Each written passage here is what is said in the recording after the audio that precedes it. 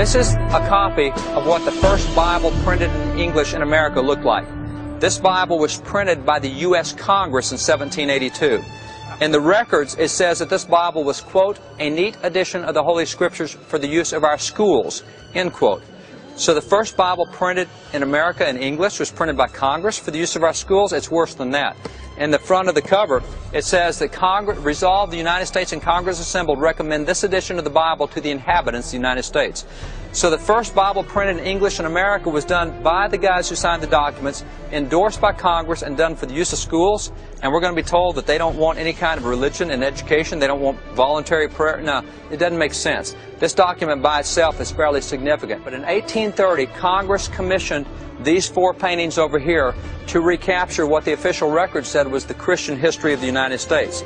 So in these four paintings you have really a span of several hundred years. If I take you through them chronologically, the first is back there, Columbus, landing in the Western world in 1492. They got out, they knelt down, they had a prayer service. You see the cross they have.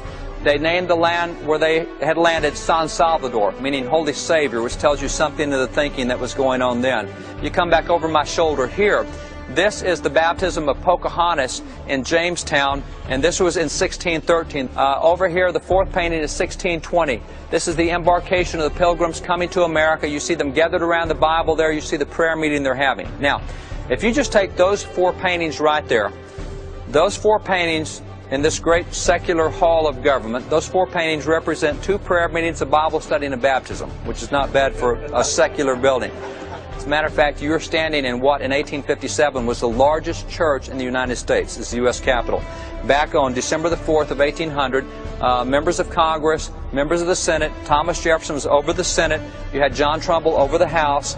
They decided that on Sundays we would turn the Capitol building into a church building. And starting on Sunday, we started having services in the Capitol. Now, 6 weeks after that, Thomas Jefferson became President of the United States. But for his 8 years as President, he went to church here at the U.S. Capitol, listened to the sermons here at the Capitol, and being Commander-in-Chief, he decided he could help the worship here at the Capitol. He ordered the Marine Corps Band to come play the worship services at the Capitol. Now, that'd be kind of cool having the Marine Corps Band as your worship band, you know, in church. That church went for the better part of a century, and by 1857 there were 2,000 people a week that went to church in the hall of the House of Representatives. In addition to that, there were four other churches that met at the Capitol. First Congregational was their church home, as was First Presbyterian, as was Capitol Hill Presbyterian. Churches met here. There was nothing secular or seen to be secular about this building until the last 30, 40, 50 years. I'm revived. I feel different. I feel that I'll go home and know how to pray. Last night we walked around the Capitol. I spent more time crying and weeping listening to Brother David as he spoke about our government and the documents that he held up. And I said, Lord, well, how can I be used? The David Barton tour of the Capitol, that was awesome. It was enlightening. It was awesome.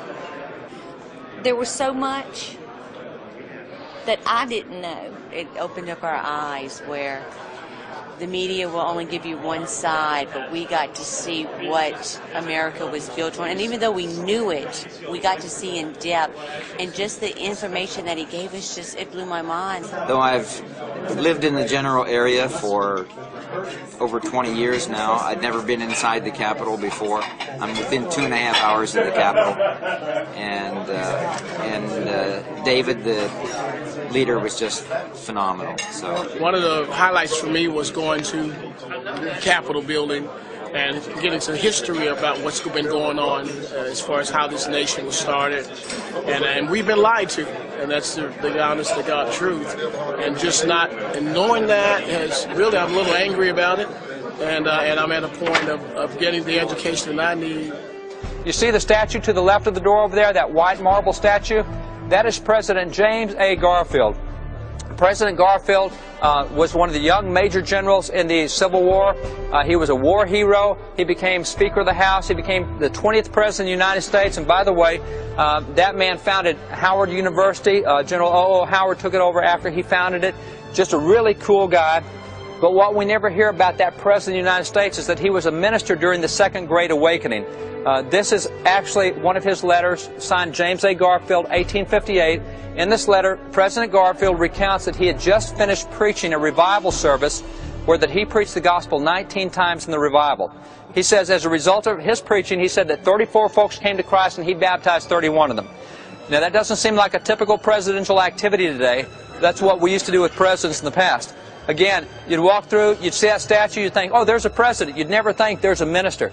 We've so compartmentalized Christianity in such a small box that we don't realize our military leaders, our ministers, our educators, our presidents used to be ministers. That's why I say about 1/4 of these statues are ministers of the gospel. The church has been silent. It's been a real eye-opener to see, the forefathers of our faith in this country, how they engaged the culture. They had a positive impact on the culture, and really we're all the beneficiaries of that generations later. Now, if you come back to these guys right here, these 56 guys right here are the ones that create all the problem with religious expression in public today. You see, every time we go into a public setting on a court case, and what's happened is we've all been trained to recognize the two least religious founding fathers. We can all find Jefferson and Franklin, and everybody else was just like them. Really? I mean, most people have no clue that Jefferson started church in the U.S. Capitol, that it went for a century. Most people have no clue that Thomas Jefferson in 1803 negotiated a treaty with the Kaskaskia Indians in which Jefferson put federal funds to pay for missionaries to go evangelize the Indians and gave federal funds so that after they were converted, we build them churches in which to worship. And that's our least religious founding father, okay, which tells you something about the others. Out of the 56 guys who signed the Declaration, you have 29 who held seminary or Bible school degrees. My first visit to FRC was that of going through the Capitol tour with David Barton. And that changed my life, because in that tour, we learned and found out things about this nation and the founding of this nation that are wholly and strictly Christian from the Bible. And you need to know that. You need to hear about that. So I encourage you, make FRC a destination. The Family Research Council has given us pastors a voice that goes way beyond our pulpits.